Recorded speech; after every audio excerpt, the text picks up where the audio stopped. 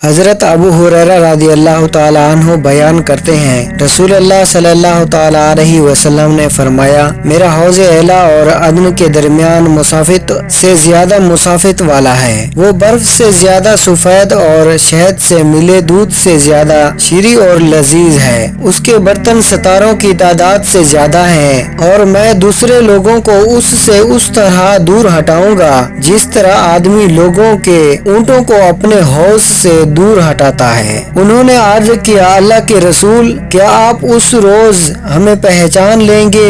आप सल्लल्लाहु ताला अलैहि वसल्लम ने फरमाया, हाँ, तुम्हारे लिए एक खास निशान होगा जो किसी और उम्मत के लिए नहीं होगा।